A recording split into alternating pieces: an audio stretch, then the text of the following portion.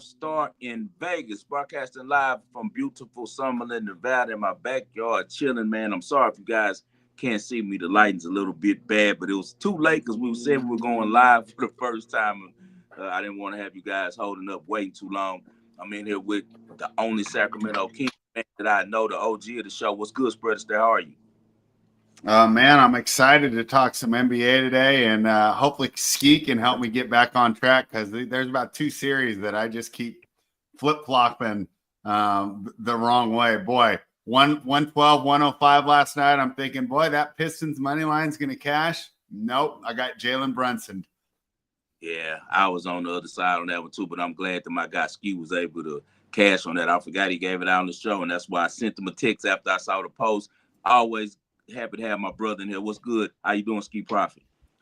I can't complain, man. I'm here. I'm breathing. I'm living. It's nice to catch them Knicks too. I wish I would have doubled up and took them again. I almost did. I just didn't want to have too much exposure, I guess you could say. But nice to catch that Knicks ticket for sure. All right, man. We got a really strong show that we're gonna, go over all of the NBA playoffs that we took last week and things like that. But before we get into that, I just got a quick question real quick. I'm gonna shoot it to Ski first. Ski, I know you've been at war like me this week.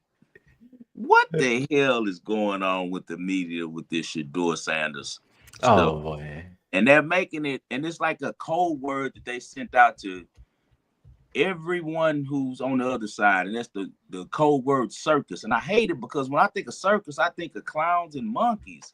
So it makes me feel like almost you're being disrespectful to Coach Prime and the Sanders family, because why is this the key word that I keep using? But how is this kid supposed to be held liable for the fact that if he does anything anywhere someone has a camera out and then the national media gets it, makes a big deal out of it, shoots it out to all their outlets because they know how popular and polarizing he is, and people catch on, and then now next thing you know, it's everywhere, but he's bringing the circus.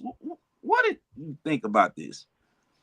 I mean, people just don't want to like him. That's just what it is. It has nothing to do with on the field for most people. Some people, it might be what they see on the field. But for majority of people, I think they just don't like him as a person. Maybe they don't like his dad. Maybe they don't like they feel like he has is the right word, nepotism. Mm-hmm. Whatever the case may be, they just don't like it. But I mean, I just disagree. From what I've seen, I've watched enough Colorado games. What he was able to do with that terrible offensive line, I've seen enough. Like he definitely has more talent to go higher than 5th round. So I didn't understand it.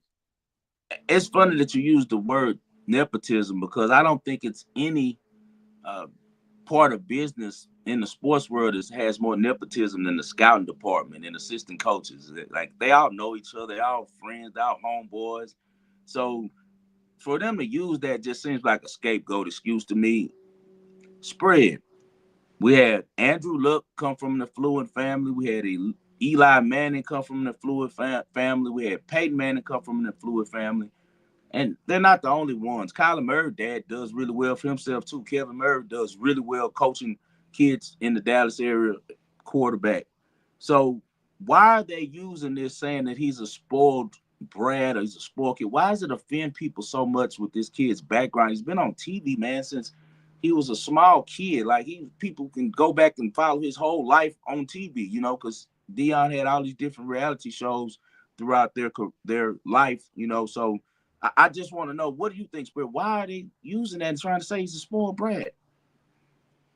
I mean, he probably is kind of spoiled and entitled, right? When these things are coming out about the way he was treating these interviews, there was a sense of entitlement to him. But at the end of the day, I think this, and this is probably where we disagree with the scouting departments. I think it's a referendum on his tape. We know these teams are willing to take on almost anyone if they think that'll help you win. I mean, look at the player that got drafted to the Baltimore Ravens. A lot worse background than Shador Sanders, right? A lot worse than doing this. But what this draft told me is that they just disagree with us. What we saw, we said, this is going to translate to the NFL. We saw the toughness, we saw the accuracy, and we saw the ability to read defenses. the scouts obviously didn't see that, or a team would have taken a chance on him. So we'll see who's proven right or wrong. Unfortunately for us, because, you know, I've been Team Shador. I wanted him with the Raiders with the number 6 overall pick. You remember me on here in December when we lost that game to Jacksonville because I thought that he was going to go number 2. Yeah. And I really wanted him, and I still wanted him even after we signed Geno Smith. So it's a disagreement here. But what I'm worried is, number one, we talked about this before the draft. I don't think Cleveland's a good landing spot. I mean, they've just always been a poorly run franchise. And the fact that they drafted 2 quarterbacks in the 3rd and 5th round, it's kind of another indictment of the way they run things. And then I'm also worried that he's not going to get multiple chances like he would if he was drafted in the 1st round. And my example would be, let's just say Cam Ward has problems in Tennessee, or even another Tennessee quarterback, Will Levis. Because they were drafted high, they're going to get more opportunities. Is this going to be a situation where he gets what I don't consider to be a good opportunity because I don't like the way the Cleveland's run? And then let's say he fails there. Are they going to blame that on him, or just look at the number of quarterbacks that have failed in Cleveland? It's a quarterback prospect graveyard. So, boy, for him to fall this far in the draft and then go to what I consider to be one of the worst spots, I thought was pretty disappointing, especially as someone who's been on not just this show, The Wagering World, but the other shows that I do, saying you guys are missing the boat. This guy's going to be a really good player.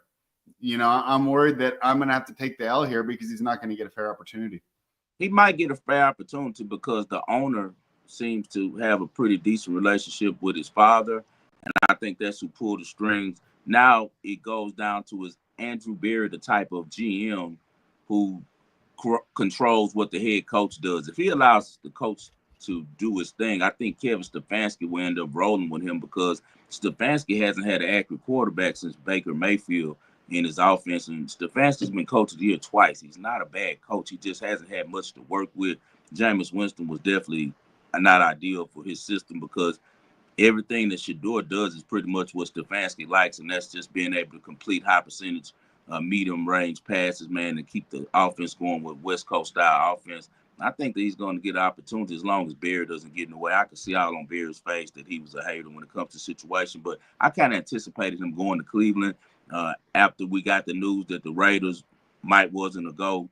Remember, we talked about Cleveland as being probably the landing spot, and I think that he's going to end up being okay because I believe that both franchise and himself, they needed each other. It's going to be a situation where underdogs kind of get a chance to, you know, do their thing. So we always do it for what the underground and the underdogs. So we root for Cleveland now and Shador as he has the number 1 selling jersey in the NFL. Let's get straight to the pass spread.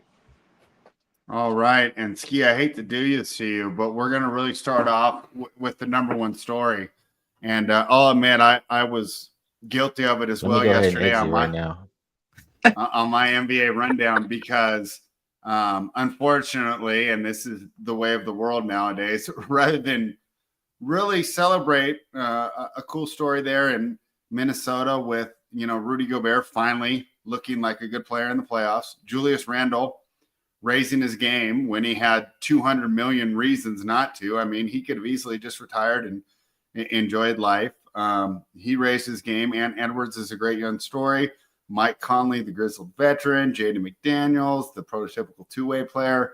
But the only thing we're talking about is the fact that the Lakers and this flawed roster lost. And I won't go on it for too long, Ski, but, you know, people say, what's to blame? What's to blame? You know what I'm blaming? That little string of success they had on their home court, because they weren't even that good on the road after the Luka trade, which kind of convinced us all that this team really should have been a championship contender. When you go back to look at what we all said the day after the trade, nobody thought this team was going to compete because they don't have the athleticism and they don't have the size. Ski, let's just start with you. You're a Lakers fan. I know this hits close to your heart, but we appreciate you coming on here and talking about this. What did you think of the Lakers' loss and the way that myself and the rest of the media are handling it? It's how it is, man. When you're one of the top dogs, man. When you got all the championships, everybody wants you to lose. And I understand. I get it. I've had to deal with this forever. And it's not new. So I get it. I'm not one to run away whenever the Lakers lose or whenever I lose. So, yeah, I'm right here. What I think happened, I don't know if I agree with that we were fooled because they were playing well. I think that we underestimated, or maybe I'll speak for myself. I underestimated JJ Redick as a first year head coach. I mean, he's made a lot of good decisions throughout the regular season, but it's a whole different story coaching the regular season versus the playoffs. So experience there. I mean, I feel like a couple games were won just with that.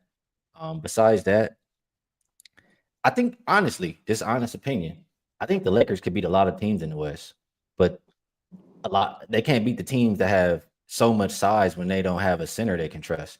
Like you saw the Lakers try to make the move for Mark Williams because they know they need a big man, and now you're going up against Rudy Gobert, Naz Reid, Julius Randle, and I got to give Julius Randle credit because he's somebody that I shit on all the time because he's worthy of it usually, but he bought out in his first round in this series. He's a big part of the reason why they won. So if he's playing like that, and they have a size advantage versus most teams, I can understand why they won, and they can continue winning.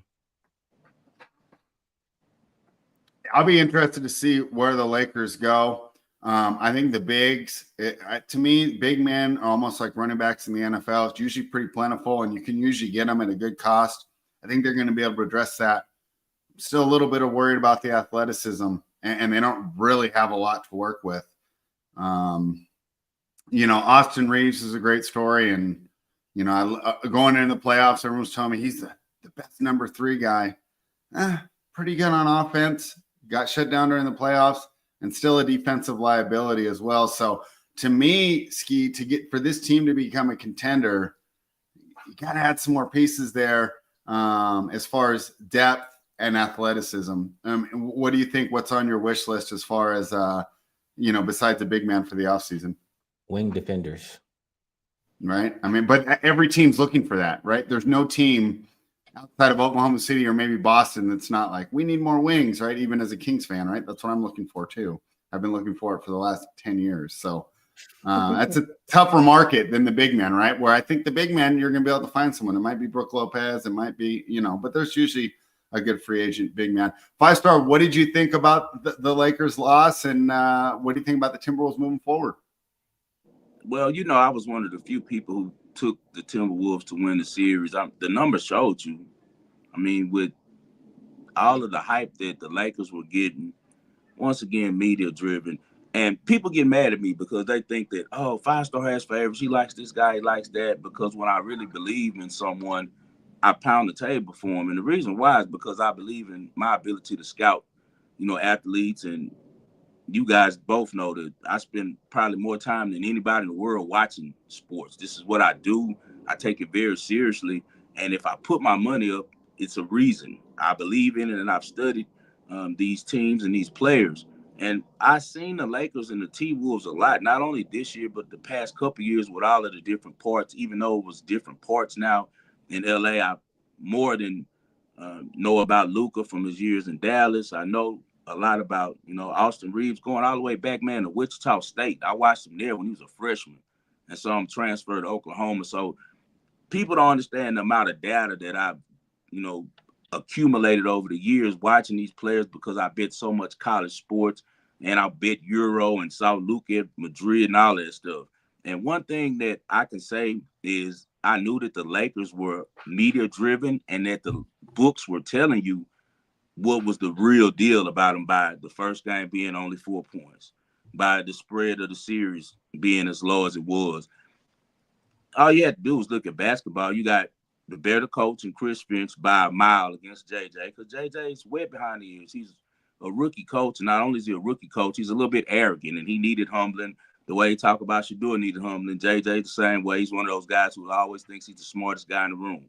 So we had that factor, and then we had the best player in the series on the T-Wolves. Like, we all know people love Luka. He's a great scoring machine, very crafty, one of the most talented offensive players we've seen, but what does he do defensively? Like, he's always a liability, and the thing about basketball is it isn't like football. You don't just get paid for playing offense. You got to play both sides, and that's why I always ranked and above Luke as the top player in the world, in my opinion, and above Jokic, because when Ant wants to turn up defensively, he can take any player in the world, play them 48 feet, get on them and get under their skin. We've seen him do it to everyone from Steph Curry to LeBron to KD to Bradley Beal, to Booker. He's gotten under all their skin. He's not afraid to guard anyone.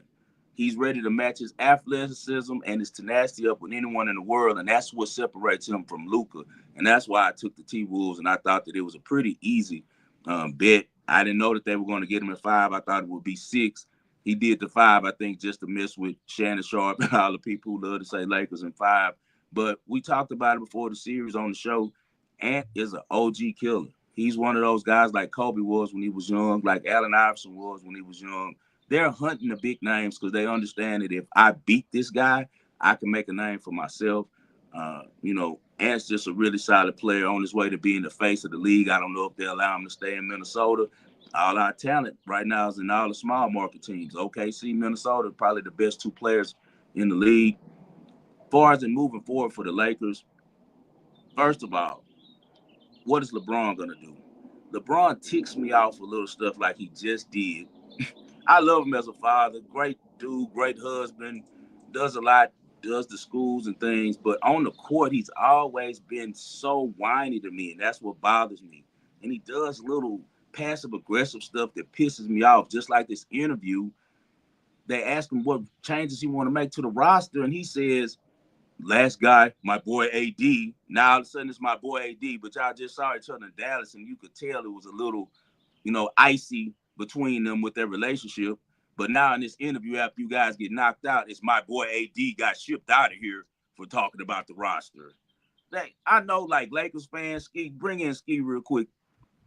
Ski, I know that type of stuff ticks you off. That's not Laker type basketball. I'm a guy who's respected the Lakers since the organization came about because they always had winners like Magic, like Kobe, like Kareem, like Shaq, guys who really came to represent the franchise well. And, man, I know LeBron is good, and I know he has a lot of fans, as he should, because he has so much longevity, done so much for the game. But when he does little stuff like that, man, he ticks me off.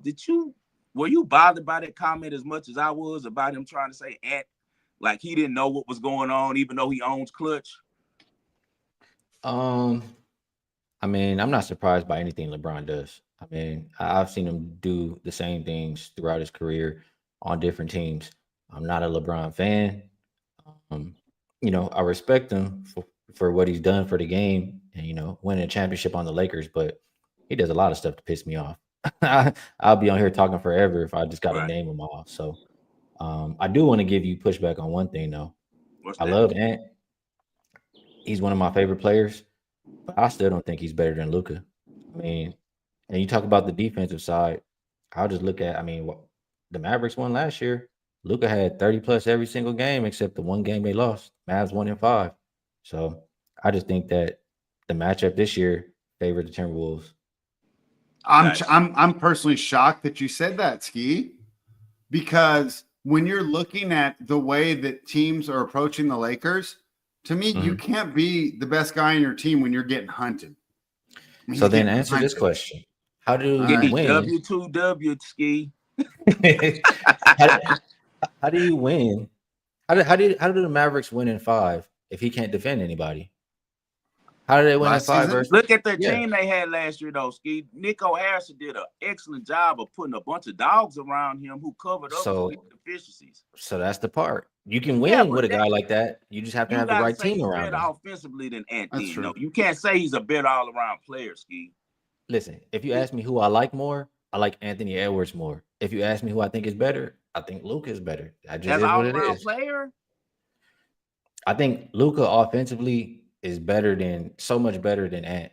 Ant's defense is not crazy where he's just going out there stopping people. Like, I don't rate his defense that high to where it matters that much. When he wants to Ski, he can stop anybody, though. That's the thing. You remember how, like, the same way, like, when you got greats like LeBron, Kobe, Jordan, when they get it on their mind and like, man, I'm about to take you out. He can do it, man. We've seen it. He definitely has potential to do that. Definitely. Yeah. He's a young boy, though. I know what you're saying. Give him some time. Luka has performed on the world stage for a long time. I still say check his birth certificate because I don't think Luka is 25, man. If he is, man, he better lay off McDonald's and beer because he was looking slim when he first got to LA. Remember, guys, when he got off the plane? Now look how he's ballooned up already. We know you from LA, Ski, and I live there. The food's not that good in LA. You gotta eat like healthy in LA. It's not a lot of He might be soul eating that food. Mexican food or something. Yeah, he doing something because if you go to McDonald's in LA, it's like a sign it up like this food will kill you. Like soon as you pull up to try to keep you from eating it, man. That's always been fun to me. But last thing about the Lakers is remember the great Kobe Bryant, rest in peace, said he loved James Harden, but he told James Harden you can't win playing that style of ball because the reason why he said that wasn't saying that he wasn't a phenomenal player. He's talking about usage, man. You can't play both sides of the ball with that much ISO, that much pounding the ball, and that's what Luka's going through. And I thought JJ would be smart enough to implement him in the offense, run the offense, and get him off the ball, use him in LeBron. But it just turned to Dallas again, man. He just pounding the ball, being white hard and just by himself. Well, I'm not sure if he can be that good off the ball. I think that's what the problem is. Like the times where we've seen him off the ball, it's He not can't good. catch a shoot for some reason, right? He a rhythm shooter. He got to bounce to shoot, right? Yeah, so I think that's what it is. And if all three of them are going to work together, like him, Reeves, and LeBron, we kind of got to figure that out. So You believe in Reeves? I like Reeves. Reeves He a was looking trade like piece to me. he was looking like D'Lo in the playoffs this year. So I'm not mad if they get rid of him for the right person. But I still think Reeves is good. He pissed me off. He's good. I think he's the great sell high candidate because, like I talked about, with the way that the salary cap works now, and you got LeBron, and like let's just assume he's going to take his player option. I mean, you don't know how much I would love for him to just go off into the sunset because you know what's crazy? Fred, he's not doing that. You know that. I know. I already know. He wants. But I always tell people, rocket chair. He want all that. For someone who's like as a human being as he is, it's crazy that he's so unpopular, right? And it's not. He doesn't do anything wrong off the court. I mean, he might cheat on his wife, but we don't know about it. No domestic violence. No. I'm just saying he's not out here with 20 girls. No, man. Bro, they cheat on his wife. Right? It's not like Tiger Woods, right? When that came out, I mean, that was like a big deal, like a reason for American. I've met Braun before. Braun ain't cheating on his wife. I met Braun at Live with my homeboy Rashard Lewis. He was up there with a do-rag on and some shorts, man, in the back chilling, like just watching. Really? He's not like no John Moran action there. No, I don't think Braun doing that, man. All right, but my point is for an eminently good person, he should be way more popular. No, I mean he is popular. That speaks to the way he carries himself, man. He forced his narrative. People can see through fake stuff. It wasn't organic. He was doing too much forcing stuff, man. Yeah, I think that's what it is too. And I mean, most recently, you know, I've never been a big fan of him, but when he went on and he disrespected the greats of the past and said Giannis would have scored 250 in the 70s, like you got to be kidding me. What other sport does that? You never hear Barry Bonds going, Willie Mays sucked. He couldn't have played in this era. You don't hear Tom Brady going, Joe Montana sucked. Walter Payton sucked, right? But I don't, and it goes both ways because we already talked about Shaq last week, and I know Ski kind of gave him some support, but I'm sick of listening to him complain about today's game. It's not as bad as he says. Bron started that, man. Bron started that era versus era stuff, and the reason why is because Jordan didn't like him when they tried to kind of link up. Jordan learned to respect Kobe. At first, he was just a little pissed to him, but he learned to respect him. He never liked Bron. He felt like Bron was shady and do passive-aggressive shit and ain't real. He two-faced, so he didn't like him. And so when he found out that him and MJ weren't going to ever have a cool connection, he started making his thing like with his media friends to compare. And I'm the greatest. Remember, he came on after the Golden State and made the little thing on the barbershop. And so it's just a bunch of BS. It really don't matter because it ain't like they could ever play each other, man. You know, Grok, I guess you could put them together on Grok. You know, what Grok just said, we aren't too bad on the show. Grok just said they ran all the quarterbacks, right? And then we're going to get to the great win by Ski, great call on the Knicks. They ran all the rookie quarterbacks, guys, through Grok to see how their careers were going to end out. Everybody's was pretty good. You know, what's his name? Cam Ward was really good. They said he was gonna go to a couple Pro Bowls. Guess what they said about Shador Sanders through Grok? They Oh, I said can Shador imagine. will have a 15-year career. He'll be a Hall of Mm. Famer, multiple MVP awards, win 3 Super Bowls, and have a net worth over $1 billion. So we are too bad with Grok kind of agrees with us. So AI, the highest computer in the world, I don't know if agrees. he's gonna be that good. That's what they're saying, man. They see what we see. So we'll see. All right, let's get to the next series.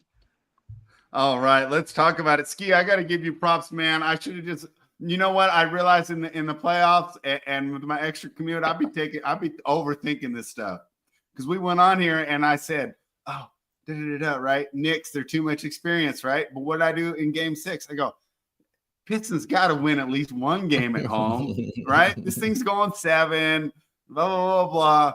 And the experience was the difference last night. The experience was the difference.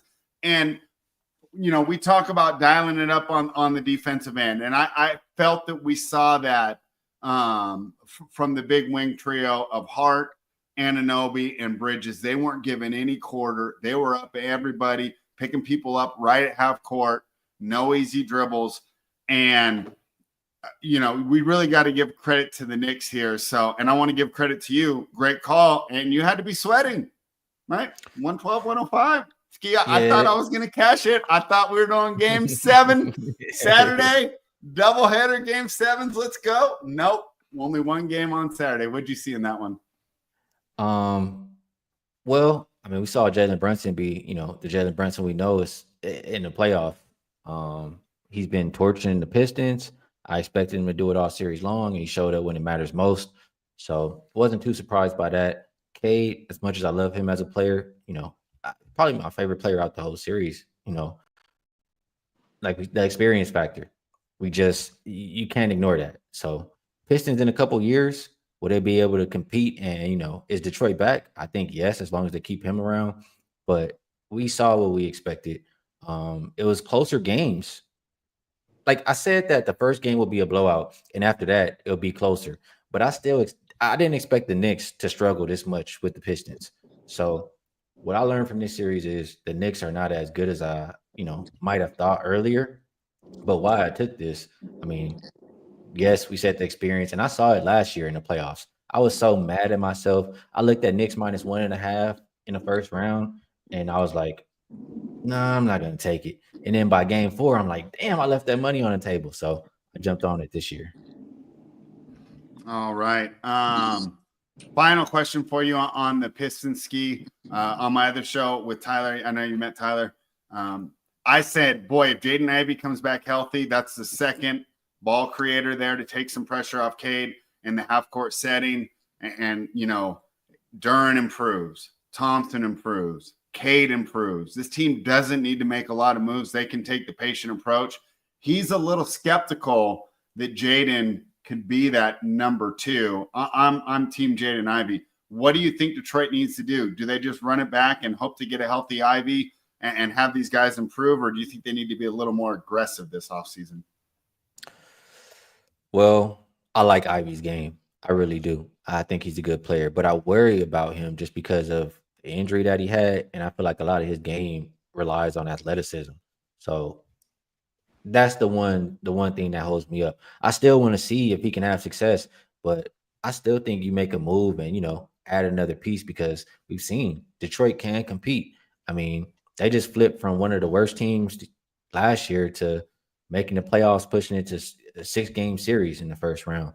I think if you make one more move, you know, especially with guys around them getting older and older, I think you have to do it. All right. What did you see in that series, 5-star? And we'll do a quick preview, and I'll ask you too, because I kind of agree. Like, as great as a win it was for New York, didn't really get me too motivated that we're going to see a all-time classic when they take on Boston in the next round. What do you think, 5-star? Nah, we just got by the skin of our teeth yesterday with that half-court shot by Malik Beasley. We won the first half money line on the Pistons, so I was glad about that. And Malik Beasley giveth and he taketh away because he fumbled away an opportunity to tie the ball game late. But after I found out, I forgot that he had a -1.5, so I was really happy my homeboy cashed after the Knicks were able to get it done. great job of going to Detroit. And, you know, that Detroit fan base is really, really hungry for a victory at home, and they were able to go and cut their hearts out, man. Just a great job by the Knicks. Good performance. Jalen Brunson, he's always banged up. He's always hurt. You know, small guy, overusage that plays a little physical, but it's okay. You know, the Knicks move on, and they have a really strong fan base. Detroit, I kind of keep up with them because they're kind of like Houston's stepbrother, I guess, because Oscar's over there. So Houston fans, we tend to watch them because they're kind of like on the same timeline as us, because you got Jalen that got drafted with Cade, and you always comparing those two. You got Oscar and Amin. And I knew Amin was going to have a big game, last game like he did, because he likes to prove to Oscar that he's the big bro. So Oscar had a good game the following game. But I just like everywhere where the Pistons are going as a franchise. They're going to probably have to move off of JB Bickerstaff sooner or later. He probably is there next year, but to get to where they want to be, I don't know if he's the guy, man. He's a little bit too emotional, too much of a hothead. And we saw him do the same thing with Cleveland. After a while, it rubs players off. Initially, it gets them to, you know, play well. And he's been around the league his whole life because his father was a great coach.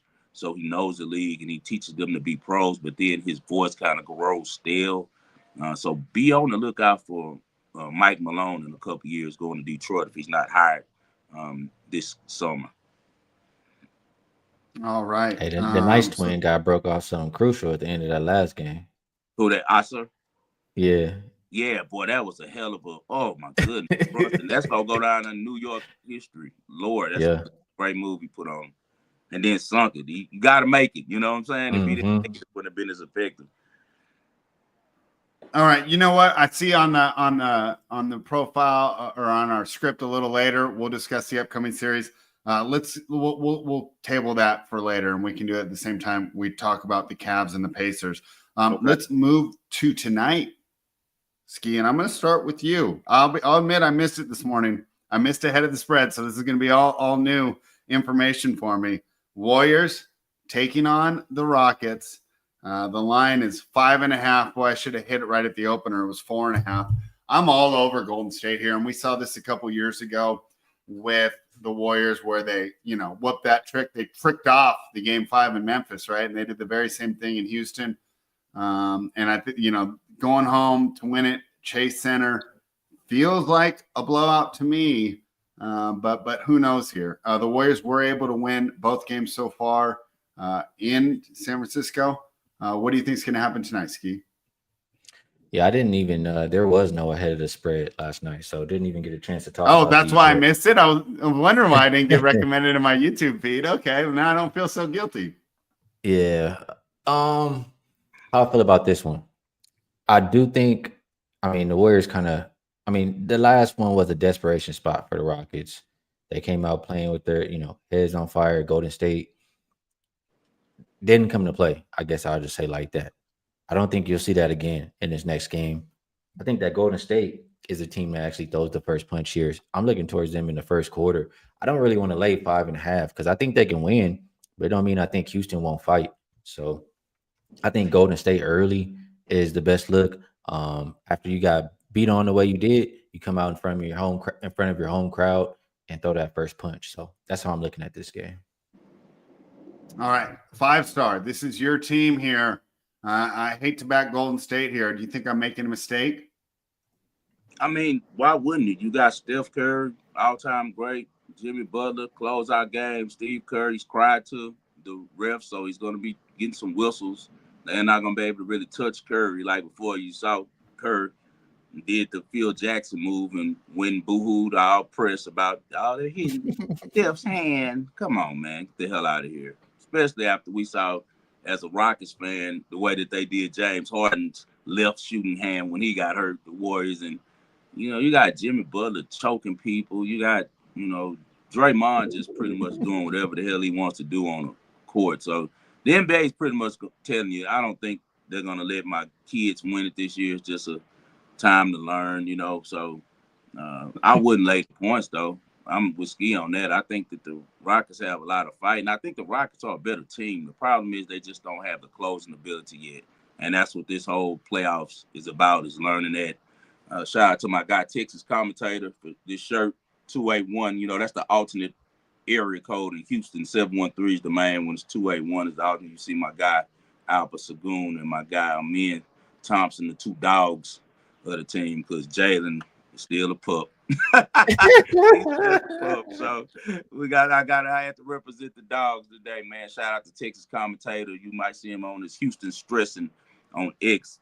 He comes on the show and talks Texans football with us. I'm sure we'll have him back on before the football season begins. But thank you for the shirt, man. I appreciate you sending it out to Vegas to me. But yeah, I won't be involved. I'll just have Ian by my side, Ski, trying to Hey, if jank he in this spot, you got a chance. Yeah, I got a chance with Ian there, so I will be trying to jank one. But honestly, the Rockets lost their opportunity when they blew the game in San Francisco, the prior game. That was their chance, man. They should have got back the series where it was even, and they were going to have a game 7 in Houston, and then anything could have went. Because the longer the series goes, benefits Houston, man. We're seeing all of these older stars. We forget because how good they are that they're old, man. Like JJ Redick damn near needs to be fined for what he did to LeBron. You let this man play the whole second half. So he's wearing out. We're seeing Harden wearing down. Skid texted me the other day, like, man, I'm tired of Harden. I can't. Game 5 is because he gets tired, man. He old. You know what I'm saying? Like, he's older now, bro. He's old. You saw Steph. Steph has not looked good the last 2 games. That's why I know he's going to probably come out looking crazy this game, because he's looked horrible the last 2 games, bro. Like, no type of energy, kind of dragging. He had all his energy for game 1 because he knew they needed that first game. And at their age, they have to kind of pace themselves. But what I can tell you is the Rockets have showed people how to beat the Warriors. You remember early in the year, I said that I like the Warriors coming out the West, and other people like the Lakers. And I put a ticket in on the Warriors. I'm going to have to start hedging it after this series because I don't feel too good about the Warriors. They're missing something, man. And I think the age of Butler, the age of Kerr, and Draymond just is getting on everybody's nerves, man. And I think the Rockets have showed with the double bigs how you can beat them. So what they play next? Timberwolves. They play Timberwolves is next. Yeah, T-Wolves might beat them in 5 or 6, man, because they're going to have hell dealing with Rudy Gobert. Yeah, and Roundel, they should be doing the same thing the Rockets were doing, just throwing it off the glass, and it's just easy cleanup because the Warriors are light in the ass, man. They're small, so and they have to have 30 from Steph to win, bro, especially with Butler getting injured like he did, and Steph just can't give you 35 a night against teams like the Rockets and the Timberwolves and OKC who play aggressive defense and have all these multiple 6'4", 6'5", 6'6" wings to shoot at you and wear them down. So I'm not looking for the Warriors to go far after this series, but I do think that they most likely do end my young guys' season. But if they do, man, great job by the Rockets. I'm not disappointed at all. We went farther than I could expect, and I cashed so many tickets on them on the over totals for the wins, for going to the playoffs, and the future's really bright. Just stay packed. My dream scenario was cut Fred VanVleet. They have a team option on him, sign Harden, because Harden should be leaving the Clippers after they lose to the Nuggets in the series if they lose to them. But now if they win Saturday, and I think they might, then he's going to stay in L.A. and get the max contract over there from Ballmer. Then I would think that the Rockets should probably explore, if you're going to trade, not only trade VanVleet, sign and trade. Do not trade into the court. Even Cam Whitmore needs to stay. Keep these guys together. You don't want James Harden, dude. It's time to go big buck hunting. All no, right? man. We don't want You gotta go for the big game. Nah, I don't like Giannis is out there, and you like guys can offer the very best package. Give up to get Giannis. Hell no. I don't want to give up our men or Jalen for Giannis. No. I man. would. Well, Jalen, I would. I'd say, No, I give up them fingernails in a heartbeat, bro. In a heartbeat. Yeah. Nah, I'm not. Bro, Jalen's gonna end up just being a 6-man to me. He's got Jamal Crawford and Lou Williams written all over. Just let me come in, score 28. But if you don't have it, I watch him, man. He wants to be good, and he has a really aggressive side. It's just he gets into these lulls, and when he gets into them, he's out of there. But it's times, man, I watch him. It's times he looks like the best guy on the court, against some really good teams. I've seen him look like that against OKC before. I've seen him look like that against the Lakers before. So I've seen him look like that against the Warriors before as well. So I just want to be patient with him because he's 23, man. It'd be different if he was like 28 doing this shit. He's 23 years old, bro. This is his first playoff run right here. Let's see next year if he can develop some consistency because we already got him signed. Why we want to bring in Giannis? Now, what people don't Because he's the realize, top 3 player in the league, and you guys would win the championship. okay, but that don't matter, spread. What sometimes people don't understand is chemistry, man. You bringing in a big personality into your locker room, and Giannis is an asshole. But we haven't He heard has no anything ties. bad about him being as a teammate. All his Bro, teammates he love has him. yeah, he do, man. Please, he done punched a couple of those little white dudes in the eye at practice. Stop it, man. Go ahead. Yeah, People love that. I'm gonna quote my Yes, guy he one has. time. He's punched a couple dudes in the eye, bro, with the Bucks, and he can't Good. come over there with So that did shit Jordan. with the Rockets. 6 rings. I'm gonna quote my guy. Those 5 little Star white guys instead. might end up coaching and getting 4 more rings. I don't want. I at first, if I wanted between KD and Giannis, I'd want Giannis, but I really don't want either. You know, but I wouldn't want KD. I wouldn't want Harden. I want someone that fits your Harden would be timeline. perfect for a spread. He wouldn't have to play many minutes, man. He'll just have to. Yeah, close. but just that these playoff disappearances, and we'll get into that We a don't little need him more, to man. appear. Situationally, he would be able to, with the team we already have, he would get Sagoon a bunch of easy looks, man. That's all I'm worried about. His ability to facilitate and be smart with his IQ to get us in situations where we get good shots instead of being Fred VanVleet dribbling till there's 5 seconds left and launching a damn fadeaway 3 at 5'10", bro. You know, like, I don't want that, but I do want the team to stay together. I do not want any of these guys. KD, for people who are watching, we got to speed up a little bit. KD, we don't want him, Rockets fans. And the reason we don't is because Ime Udoka does not coach offense well. He's going to make him break down. He's going to be playing one-on-one, and he's going to be hurt most of the year because it's too much usage. KD will be best somewhere where he has a playmaker beside him where he can catch a shoot. Where would he even be good? Like, where does he even move the needle at this point? Is he 38 years old? With Dallas, he'll be shit. He'll be the shit with Dallas right now. If Kyrie come back healthy. That's a big if. And that's if Anthony Davis stays healthy. I mean, but I'm just saying, I'm not counting on that. Where he can just catch it. Because one thing about KD, the difference between him, he can catch a shoot. And at his age, he needs to become more of that type of player, Ray Allen type.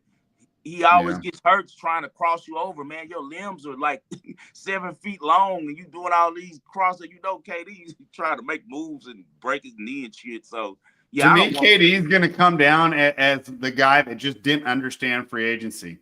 Every time he goes to a new team, he makes them trade all the people that he should be playing with in order to get him. Like, bro, why don't you just let your contract expire? You could have gone to Phoenix. You wait 1 year, go to Phoenix. They would have still had Bridges. They would have still had Cam Johnson. I don't. Every time some team trades for KD, they give away everything that we'd want to see. That's why we're not going to do it. But I don't think you will. I think Stone's too smart. Yeah, I think at this point, KD's like 1 first rounder and one good young player.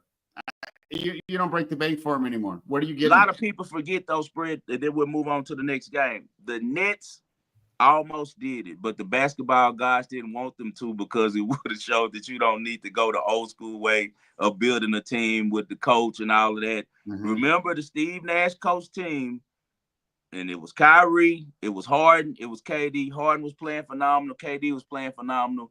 And KD was so damn tired, he tried to step behind the three-point line against the Bucks and end the series. He made the shot, but his foot was on the line. They went to OT. They lost in OT, and that team never was the same. I remember that because I had so many Milwaukee futures that year, and the Nets would have won the victory lap that year. They would have won. I couldn't even victory lap them. I was like embarrassed spending the money. I got 5 or 6 Don't ask me where I got this word for this one. What's up? I got 5 or 6 words, and then that's all I got. Take your time, Steve. Quote unquote, grown men versus painted fingernails. That's all I got. All right, Ski, not a fan of Caleb Williams either. But Ski, I want to hear your thoughts. And you know what's so funny? I don't understand why you guys hate the Clippers. You know, growing up, I didn't know anyone who hated the Chicago Cubs because the Cubs never knocked anyone out of the playoffs. They never beat anybody, right? Who could hate the Cubs, right? All they did was lose to your favorite team. I feel the same way with the Clippers. Why do you guys even bother hating them? What do they ever do? Like, what do they ever do? Oh, I'll tell you right now. What do they do? Just be in your city, just exist? The problem was the fans. When the Clippers started doing that during that Lob City era, they started acting like they was running LA just because the Lakers had a down year or two. Like, they was acting like they was really good and winning. Like the Lakers were the little brother. We ain't going for that. So After that, it's like we ain't messing with and the Clippers. all my Lakers friends hate the Clippers, and I'm just like, why? Like, what do they do? Like, they're not Bro, even like a I threat. don't know anybody from LA who like the Clippers. Like I know a lot of people from LA. I got family in Inglewood. I got family all over LA, and I used to live there. I never met anyone who was like, I'm a Clippers fan. Yeah. And hey, if it wasn't for Ski, we wouldn't know any Chargers fans either. But enough about that. Talk to me about how to bet this series, because it's another one I struggled with. Man, okay, I'll admit I did get last night. No, never mind. I've actually done okay on this series. The only one I missed was, what was the blowout game? Game 3. I think I took the points in game 3. It was a +6, and they lost by a bunch. Anyways, we're on to game 7. Barely covered last night. That was a lucky cover, I'll be honest. And now we're in game 7, and I've flip-flopped. And if you watch me on NBA Rundown, I've said the Clippers are going to win, the Nuggets are going to win, the Clippers are going to win. Now I'm back on the Nuggets. It's in Denver. And at the end of the day, I just think Jokic and Murray, it's just going to be too much. And this Clippers team, I mean, hey, they looked pretty good last night. Let's see them do it again in Denver. What do you think, Ski? How are you approaching this game 7 taking place in Denver on Saturday night? It's tough. The first thing I'll mention before I forget is, game 7s, a lot of times we think, mostly are unders, and it is kind of true, but that's later in the playoffs. This is still the first round. Guys still have a lot of energy. They haven't been battling. So I think the total could be a little bit low. We saw in that last game. I mean, what is it right now? Let me pull it up right now. It opened 204.5. It's 205.5 now.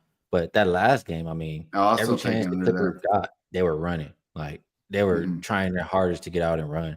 And I think Denver is going to do the same. So I'm thinking over, and that one is the way to go. As far as the side, I'm sorry, man. I need the Clippers to win, but I'm not putting no extra money on it, because the one thing I forgot to think about, I'm not betting on James Harden after game 5. I'm sorry. I'm just not doing it. Yeah. I've seen it too many times, and going up against Joker at home, I'm not going to feel smart if I make that wager. So it's over, nothing for me.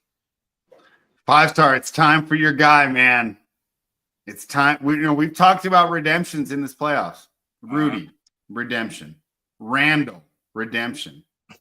Is this Harden's time?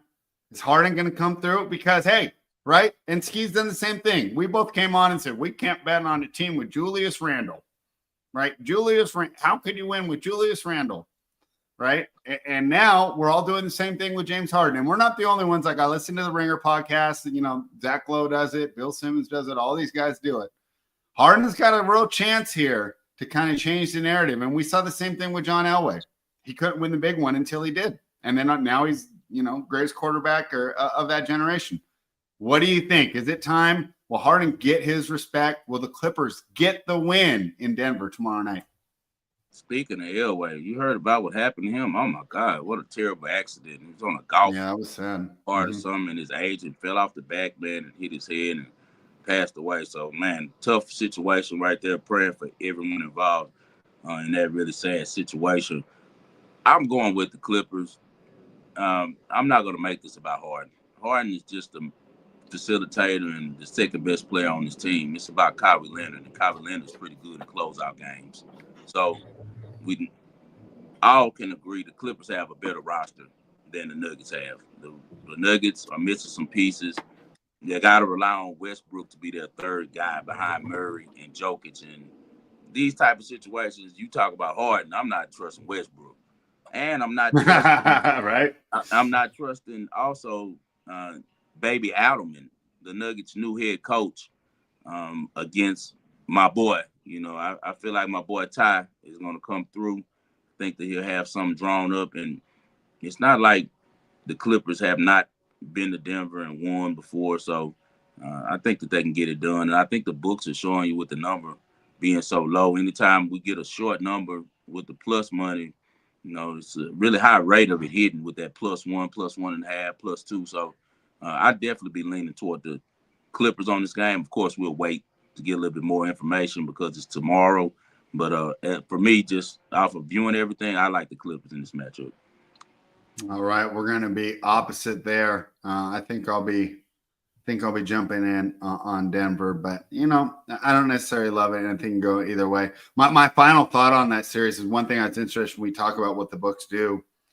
The series closed at minus 120, and now basically the series is online. You get Clippers for plus 110.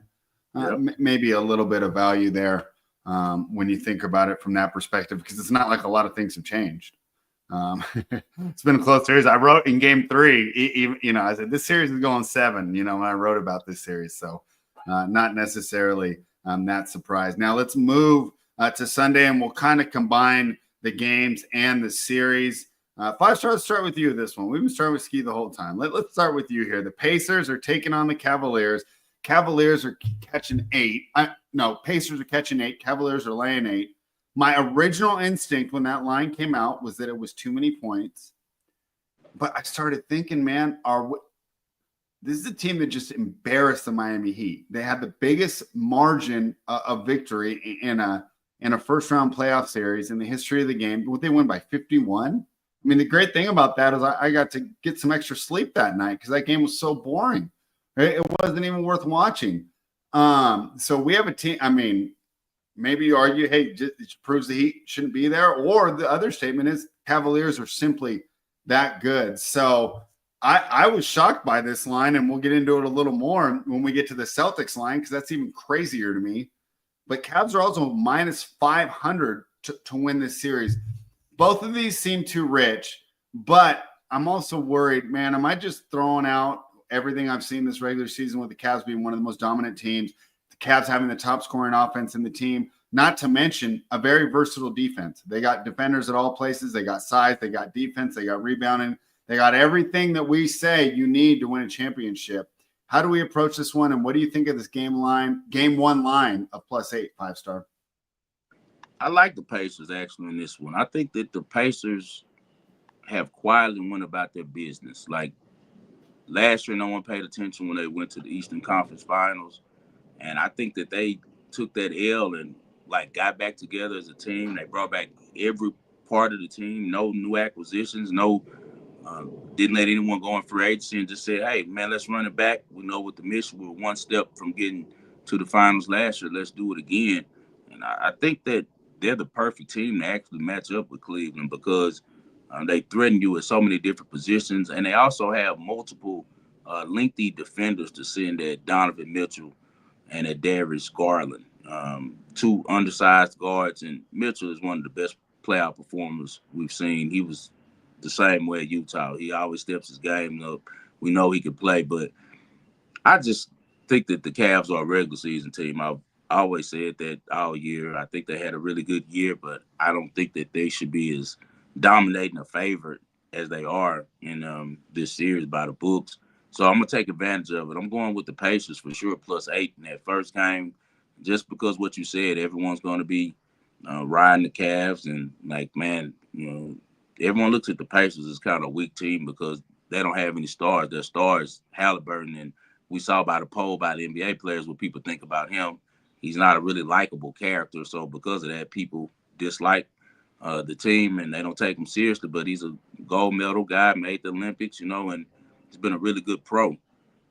So I like Halliburton. I liked him at Iowa State. And I think that he's a good leader for this team. Most of all, I like Rick Carlisle. I think that he's a really good coach.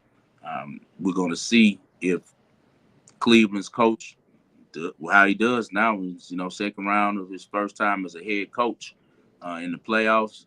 I just like experience when it comes to these type of things, and I think Pacers are really undervalued here. So I'll be definitely playing Pacers plus 2.5 minus 130 for the series. I think that they can definitely win 2 games. Yeah, I mean, I might be in the minority. I actually like Halliburton. Maybe that's because he came to Sacramento and actually wanted to be here. And I still think we're going to regret that trade as Domantas Sabonis probably has 1 or 2 years left in him. It's crazy because remember when that happened, we said they should have chose Halliburton and sent away Fox, and now they ended up sending away both of them. Yeah, it's just, we're just a poster of how to mismanage your franchise. Ski, I have a feeling, though, you're probably not as big a Halliburton fan as I am. What are your thoughts on this series? Pacers plus 380, Pacers plus 8. Are these lines correct? Did the books do a good job here, Ski? I liked Halliburton as an underdog. He made me a lot of money. I don't really like Halliburton as a front runner.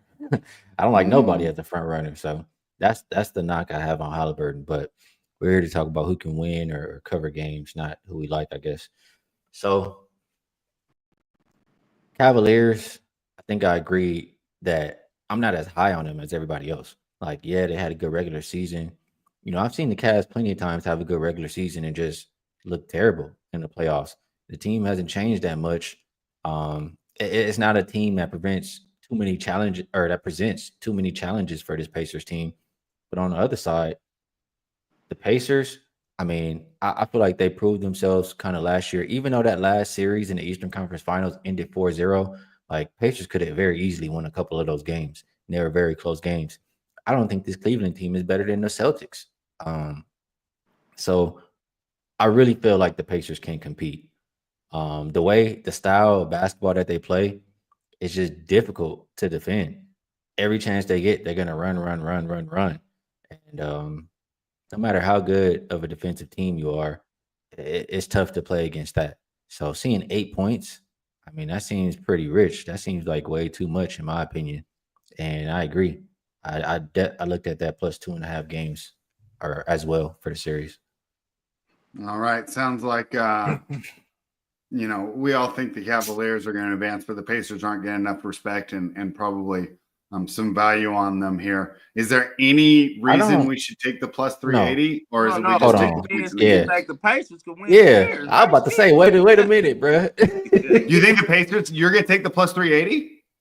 I think they can win. I think Yeah. the odds, the Mm. chances versus the odds, like they have a way better chance than that. Yeah. All right. Yes. All right. I Yeah. don't Well, just minus 500, which is what the Cavaliers are set at. Like off the top of my head, what is that? You win 82% of the time or something. So Let me tell yeah, I you. mean, you're basically saying they can win more than 18% of the time. Um, I'm fine with that. That's how I feel, So bro. another line that I'm absolutely shocked by is the Knicks at plus 500, and I almost wonder if I'm falling into this Pistons trap, right? Well, I kind of wanted to take them because I felt like the line was mispriced, but at the end of the day, it would have just I wouldn't have won any money. But I think the Celtics are vulnerable. Holiday's not 100%. Brown's not 100%. Tatum's not 100%. Porzingis isn't 100%. And I know the Knicks, we saw a lot of flaws here. And if we knew that Boston was fully healthy, then yeah, this minus 500 is right. But with the way this injury reports come out and the inconsistencies we've seen from the Celtics, that seemed too high to me too. What do you think, 5-star? Knicks not getting enough respect, or is this line proper with the Knicks at plus 500 to win the series? I won't be betting this series at all because it's just one of those really funny series to me. The reason why is, as you said, the Celtics against the Magic didn't look too good to me. Like even though they swept them, it wasn't convincing. It was a lot of times where the Magic could have easily, won it. Not did they sweep them? No, they won 4-1. Gentlemen sweep. Yeah, gentlemen sweep. 4-1. Yeah. Sorry. It seems like that game, like they could have got another game, at least Orlando, in my opinion. I watched every game, and a lot of them were close going into the fourth quarter. The last game, close going into the half, and then the Celtics burn off. But I don't know. It seems like maybe Tatum and Brown and those guys ratchet up their game a little bit more for the Knicks. As it's some teams that you just, you play better. I think that they know that the Knicks are really popular, and they feel like the Knicks are even more popular than them, even though they're the world champs. They might be.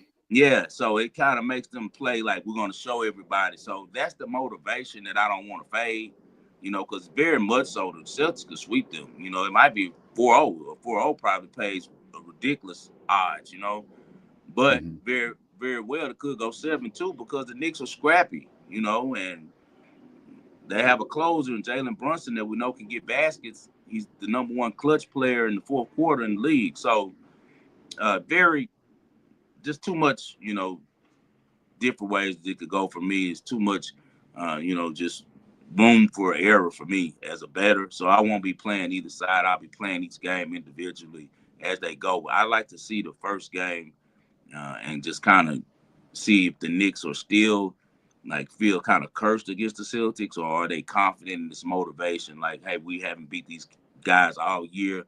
Let's go at them. Because we know the Knicks have a really solid team and they play really well together. To me, they actually have more team chemistry, in my opinion, than the Celtics do this year. But we'll see if that translates to wins. I mean, Ski, so I watched the series against Detroit and I say, boy, you have this much trouble with an inexperienced one-dimensional team. I want to fade them. And then I see the price and I'm like, boy, I'm not the only one. At this point, I'm priced out of fading the Knicks. When I look at this, it's like either take a shot on the Knicks or just, there's nothing wrong with being an NBA fan. There's no rule that says just because we do this show, we need to bet every single game. How are you approaching this series? I agree that Boston is a little vulnerable and banged up, but not banged up enough to where I trust the Knicks to beat them. Like the Knicks, for one, I've seen enough times with Thibodeau teams, like they also start to wear down as the playoffs go on because they play so many minutes through the regular season. And if I'm not mistaken, not this past game, but the game before, a couple people getting banged up a little bit in that game. So Brunson and Hart both missed time in game 5, which is another reason I was on Detroit last night. And I think, one of those guys is going to be out by the third quarter, right? And then they're just going to be thinking about game 7. But nope, in those elimination games, you got to come out early. I think when Detroit fell behind in that first quarter, it was tough. I mean, it was great for them to fight back at halftime and great for them to fight back in the fourth. I felt they put themselves behind the 8 ball, but I understand what you're saying there. So I'm sorry, continue there with the breakdown, but just want to point out that you're right that Brunson and Hart both missed time in game 5. Yeah, so between that and just the wear and tear on everybody's body in New York, them struggling with Detroit, like I can't put my money on New York, even if I think Boston is vulnerable. I think this is a series where I'd feel a little bit more comfortable just betting game to game. And this first game, I mean, what's my line here? 8.5 for the Knicks. I trust a couple things, no matter who's vulnerable and who's not. Both teams like to play slow. Both teams good defensive teams. I mean, if I want to put my money on anything off the rip, it's the under in that game.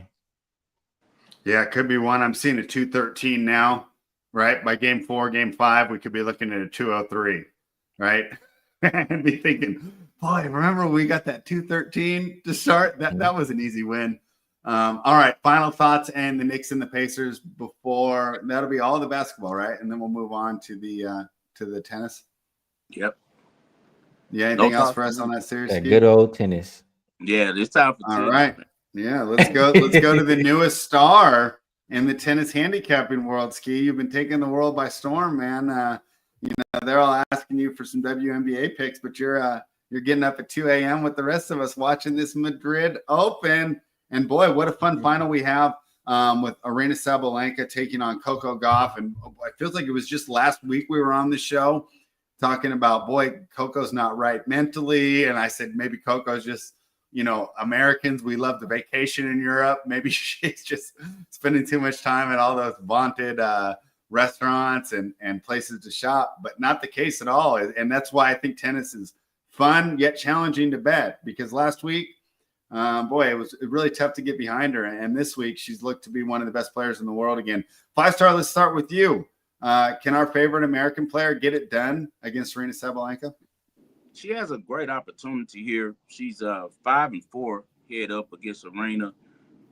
It's crazy because it shows you how important altitude is, because Madrid is the one place on clay that, man, Sabalenka's really good. She has been to the finals, I want to say 4 out the last 5 years of the tournament. Mm-hmm. She's lost 7 of 9 clay finals. Guess which 2 she won at Madrid. So that's something to consider. But I also think that Coco is just playing really good tennis right now. And I think with the 2 ladies that Coco beat, with beating Mira Andreeva and dominating her, beating Swiatek and dominating her, beating Bencic and dominating her. These are 3 women who are top in the world. Bencic, before she was had the maternity leave, she was one of the top 10 players in the world. But we know that Andreeva's been on fire. And Coco just reminded her that, hey, you came on tour at 16 and were pretty good, but I started at 14. I'm the greatest, prodigy that this game has seen, and just smacked her. And she's on Swiatek. So this is what Coco did. I don't know if she figured out that Swiatek is like a witch or something, is zapping her energy. Because before the game matches now, bro, I've watched every time they played each other spread, right? So before the match, before they do the coin toss, they shake hands, they smile and drop. Bro, when Coco comes to play Swiatek, she won't look at her now. Like, will not look at her. She holds her racket like this, like, I don't want to touch her. And ever since she's been doing that, she's been mopping her. That's now 3 straight. And she started that a couple, I think that was maybe in was that US Open, I think that she did it first. And I was looking when she did, like, this is weird, but it works for her. Maybe she has to completely focus on herself or something and doesn't want any of the energy from the handshake. But I think that Coco can get this one done. And the only reason why is because we just saw Sabs lose to Ostapenko in the final. I know that she feels really comfortable in Madrid, but we know that Sabs will get down on herself really quick. She hates playing players like Coco who can get to her kill shots. Like, Coco is going to make her play one extra ball, and that gets her really frustrated. So if Coco's able to do what we've seen her do forever, and that's turn defense to offense, and her forehand is working, and she's doing what she's been doing all week, which is just go power forehand to the corner and just use your athleticism to track down balls to make them get back to the backhand so you can hit the winners, she's going to be okay, because we know that she's a better all-around player than Sabalenka, but Sabalenka has the power and the conditions do favor Sabalenka. I just trust Coco a little bit more in this situation. I think she finds a way to get it done. Really confident after beating Mira Andreeva and Swiatek. All right, a lot of new viewers to the show here as the wagering world continues to get more and more views every time we put something out. And I know a lot of people came for the football. Let me give a quick beginner's perspective for what 5-Star said. When he's talking about the altitude, that speeds the court up. Fast courts favor power players. Sabalenka is the hardest hitting woman on tour. So it makes more sense that she would have more success in Madrid, a court that plays fast, even though it's clay, the slowest surface on the tour, as opposed to what we will see coming up in 3 weeks at the French Open. And one final word there. Rome plays slow. And she beat Sabalenka in Rome in the finals. Yeah. So this is going to be a lot harder. But what I'm saying is we use this time of year to scout for our French Open picks, because, of course, that's when everyone's going to come on and there'll be a lot more tennis betting. Be careful of these Madrid results. They can be fool's gold because the court plays so much faster. Ski, I know that you've been doing well in tennis, man. You're such a good handicapper. We can't call it beginner's luck. It's just using the acumen that you've learned and the discipline you learned from betting these other sports and taking that winning – what's the word here? The winning process into your tennis handicapping, and you're off to a great start. You even got your own package over there on wagertalk.com. And I hope that I'm seeing a video by the end of the year where you're talking about #1 at Wager Talk for tennis for the year. Ski, yeah. I'm rooting for you. Talk to me about how you're approaching this match between the Belarusian Aryna Sabalenka and the American Coco Gauff.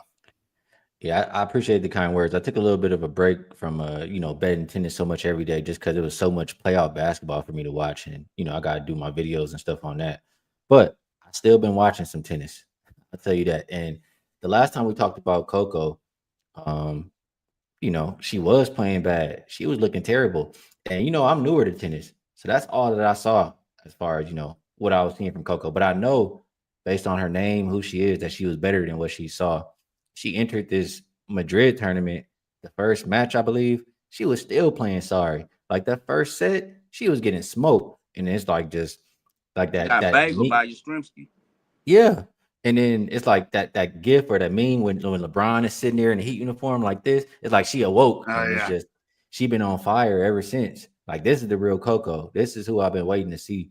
So, like 5-Star said, seeing her beat Andreeva, who's really good, been playing well.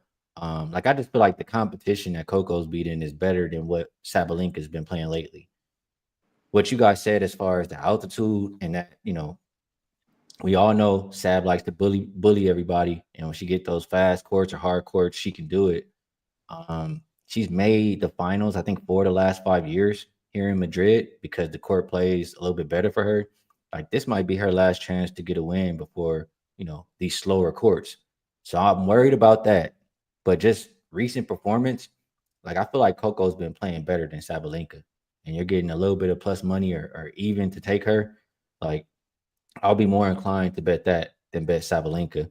I think honestly, I think Coco over her games is probably a good bet, or to match the total over.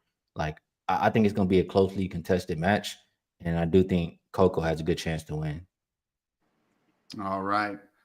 There you have it here. And we look forward to talking more tennis with you this summer. Now let's move on to the people segment, the ball and parlay. 5-star, what do you got for us?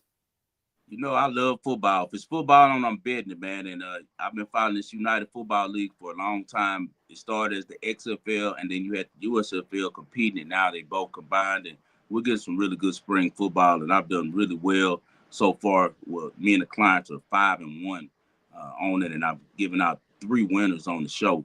So let's give 2 more out. We got one tonight. It's going to be the Arlington Renegades, who are a really good team. They were upset last week by the Defenders and a great comeback. And then they're going to St. Louis to face the Battlehawks.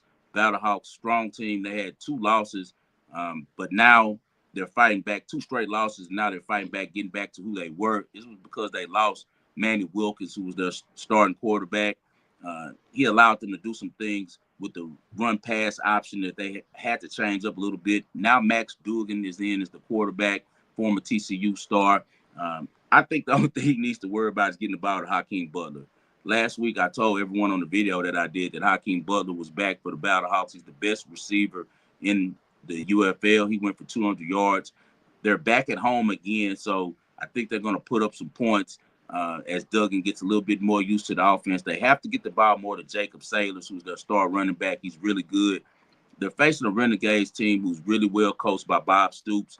Luis Perez is a solid quarterback. He's probably the best spring quarterback that we've seen. He's won the championship with the XFL League. They also have Kalen Ballage, who was a star running back at Arizona State.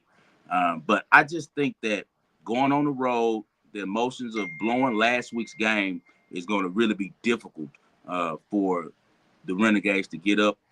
Give me the home team. I'm going with St. Louis on this one. I think the line is filled to just a pick 'em. So you get St. Louis at money line -120 to -130. I'd also lean to the over on this game. It's 42.5. They're playing inside the Dome, and I think that both teams will be able to put up some points. Also on Saturday, I'm going to give out an early morning start. It's going to be 11 p.m. if you're in Houston, and it's 9 a.m.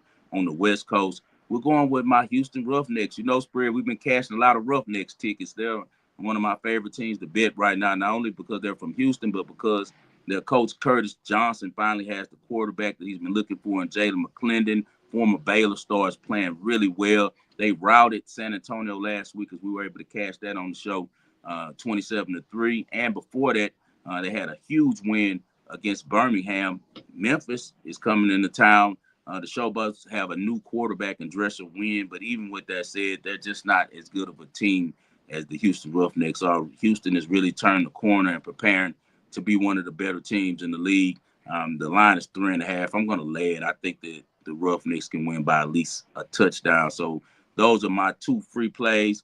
Going to be the Roughnecks tomorrow at -3.5. And then tonight, you can take the St. Louis Battlehawks on a pick or money line -120. And also, I lean to over 42.